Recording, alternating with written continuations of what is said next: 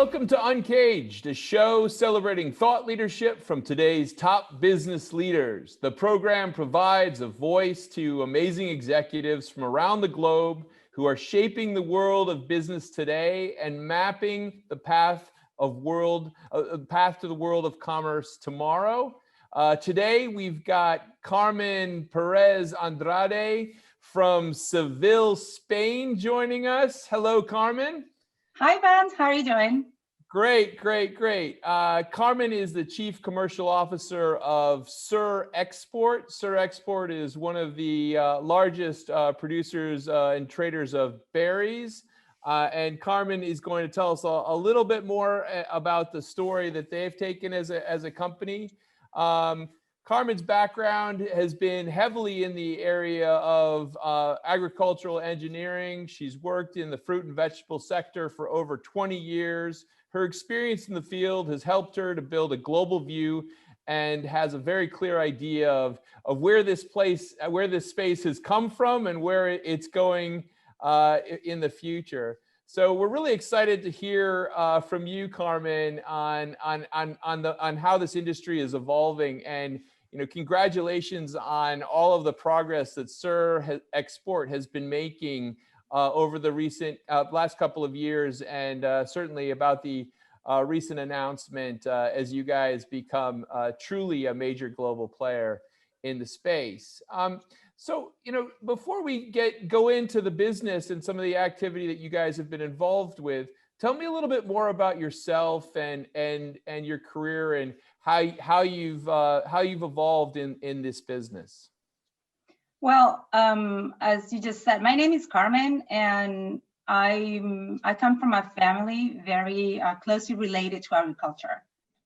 I was born in Sevilla, but then I was raised in Cordoba, and by the age of 4, I lived with my parents. He was also an agronomist, and because he went over to California to work in the University of Davis.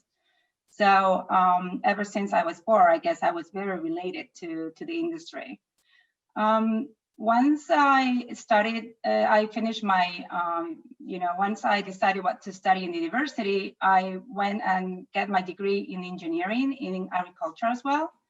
And after that, I moved back to Sevilla where I was born, and I started in the industry, in the fruit industry. At that time, it was all related to citrus, peaches, nectarines, plums, and all this kind of stuff. And started a little bit also. You're making me hungry, Carmen. You're making me hungry. I know, it's really time to have something, right? And so after being involved in that kind of product, I actually started it was more focused on the fields with looking after the fields and so on. But because I was, I could speak English, I could speak French, and I think I'm very social as well. More and more, I started to deal with customers when they were coming to visit our fields. And by the time I realized, I was already selling. I don't know how that came, how that appeared, but I guess I had some kind of genetics on that at some point. So in that company, we started to grow berries. This was the end of the 90s, early 2000s. And then we started with berries, strawberries, and so on in the area in Huelva, where is right now a very well-known area for berries in Europe.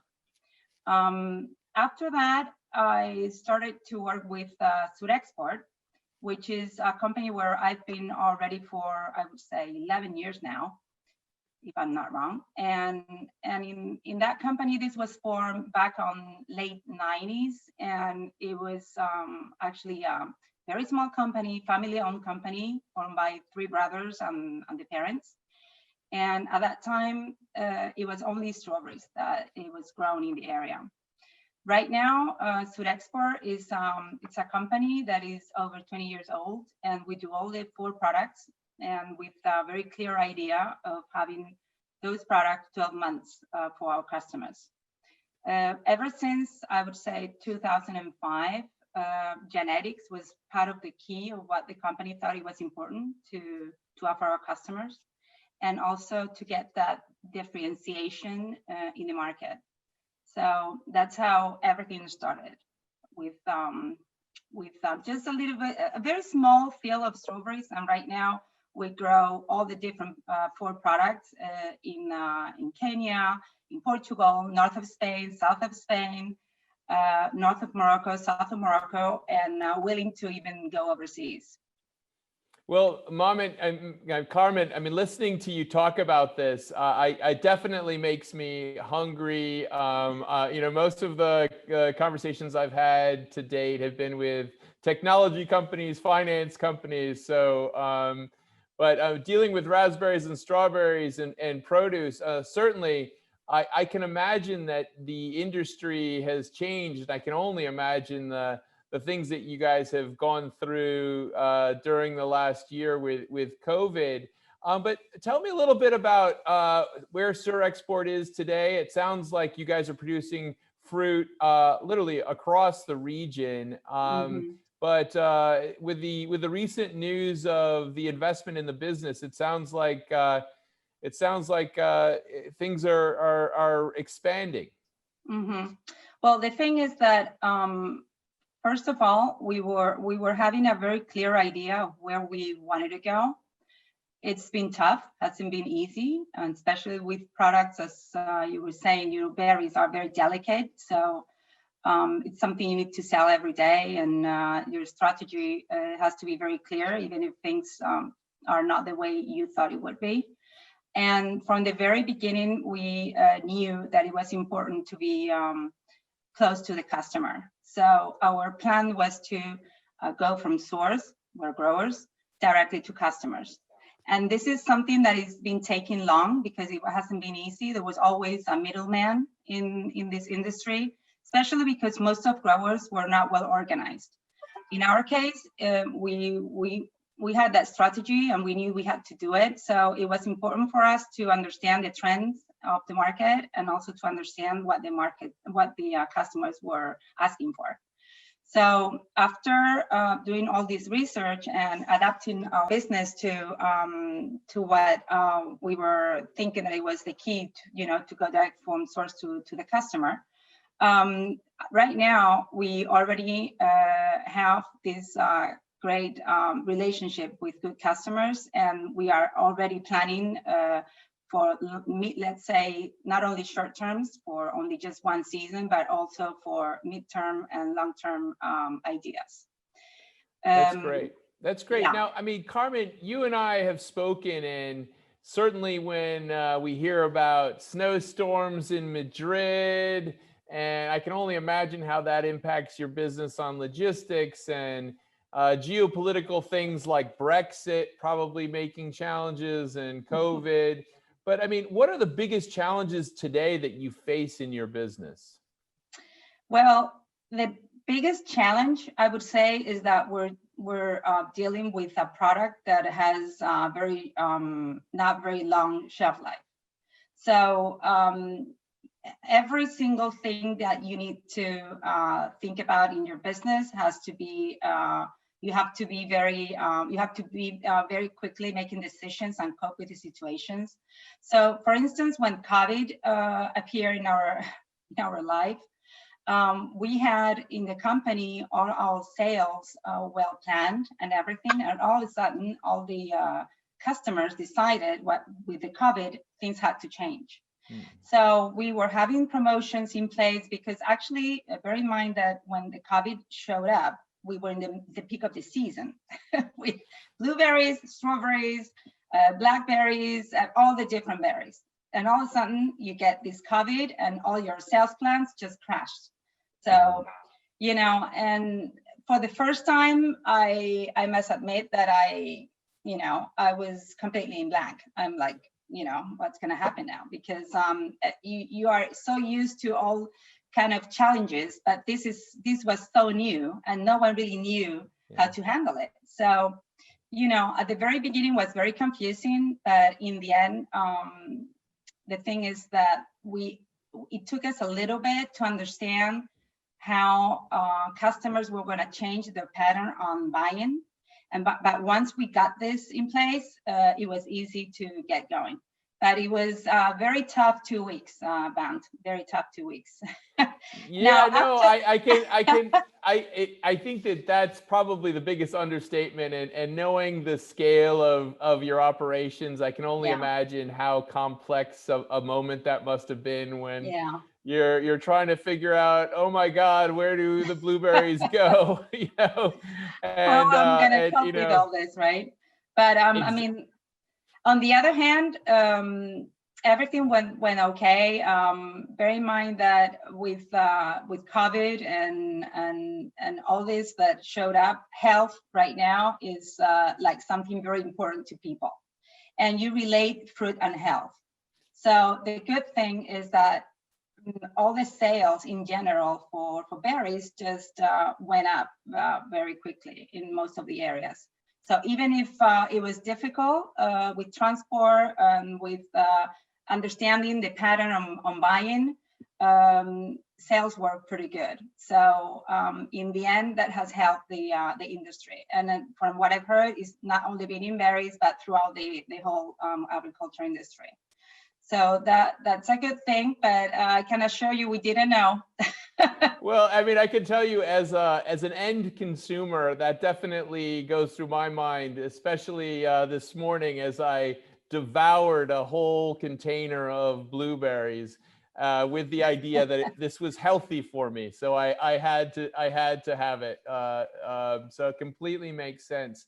Well, listen, Yeah. I mean, certainly the complexities of your business present challenges, and it sounds like you guys are really piecing together some good solutions and finding your way through this time.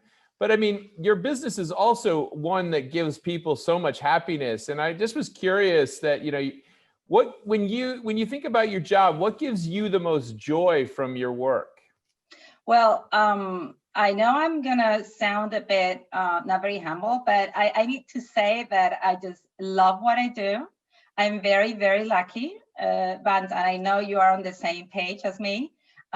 You know, working in berries, let's say in the fruit business, but especially in berries, is so dynamic that it just every single day is different. Every single season is different, and no matter what you do, it's every day is just a joy. I mean, it's very important because in this industry, you either love it or hate it.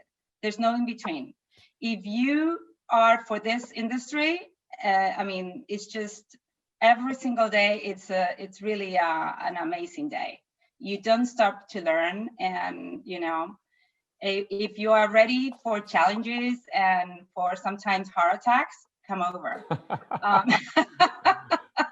I think that's such a great description of it, and certainly, I mean, I also I feel like knowing you, Carmen, and your team, and Andres and others at Surexport. I mean, I think that everyone has such a high level of passion for what they do at your business. Yeah. It really shows, actually. And this takes so much from yourself that you just need to be very involved in what you do. Otherwise, just leave it. So absolutely. So I mean, that's great. And I would say that you mentioned that every day is a little bit different. And certainly when we read on the news of global warming and you know, robotics becoming more involved in the agricultural process, I mean, certainly the future has so many different things that are just going to be impacting your industry. I mean, when you think about the next couple of years, maybe next 3, 4, 5 years of your industry, what do you think's going to change? I think we're gonna get more, I mean, in the berry industry, at least in the area where we are, but it's really globally, more and more professional in terms of genetics and understanding the trends of the market. Before you would sell a strawberry, and now you sell a variety of strawberry because it delivers what the market is asking for. In terms of shelf life, in terms of appearance, in terms of flavor. So that's very important that we get to understand what the customer wants. And especially in our products, because there's so many things that we just don't control, like the weather, diseases in the plants, or problems, or as you were saying about the global warming, that you do not control. And you need to be like the buffer from all those problems and the customer, and deliver what they're asking for. And not only during the season, but during the 12 months, which is the biggest challenge. So what we did in the company is move around the globe to be able to get that target. So it's one of the reasons why we're not only based in Huelva, because in the summer it's almost impossible to even breathe in this area.